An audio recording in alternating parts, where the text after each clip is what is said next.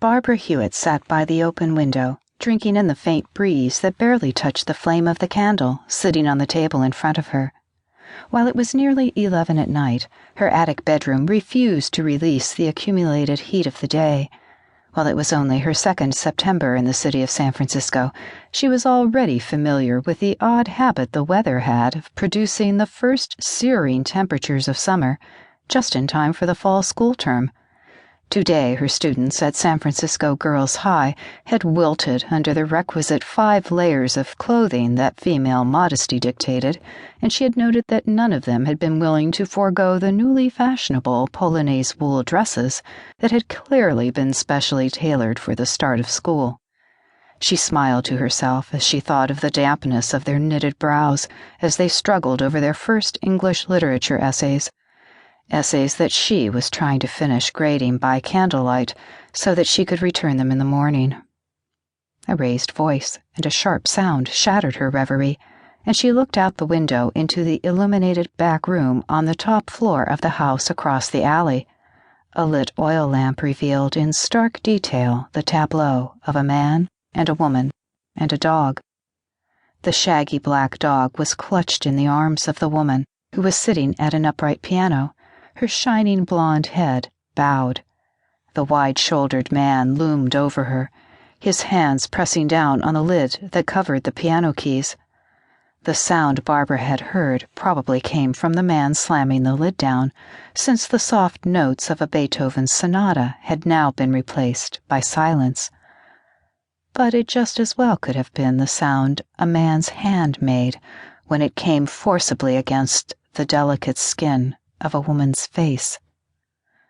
Barbara remembered another room, on another breathlessly hot night, and another furious man, but that room had also contained the increasingly frantic wails of a 3-year-old boy, a sound that had driven her across time and space to end up in this attic in Mrs. Fuller's OFarrell Street boarding house.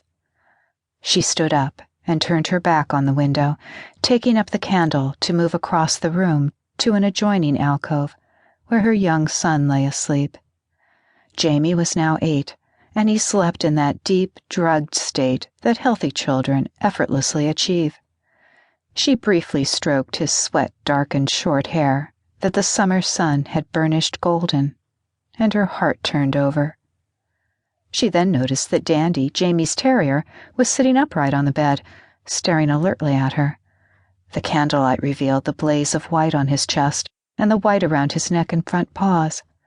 The white patches looked so much like a starched white shirt against his black fur that Mrs. O'Rourke, the boarding house cook and housekeeper, had exclaimed, "Oh, Jamie, with that squashed-in face, if he doesn't look like a street tough, trying to pass as a high-class gent.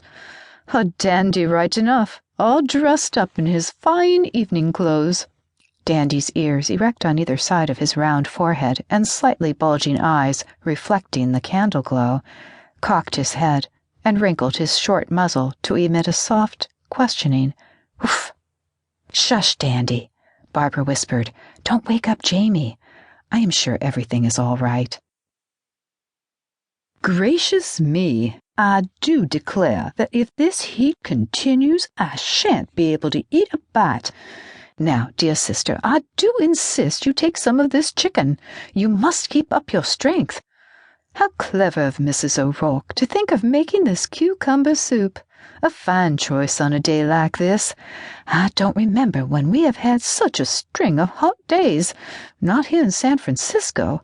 Now, in Natchez, where Miss Millie and I spent our youth, this would be a mild summer day. Oh, my goodness, Millie, do you remember how hot it got back in Natchez?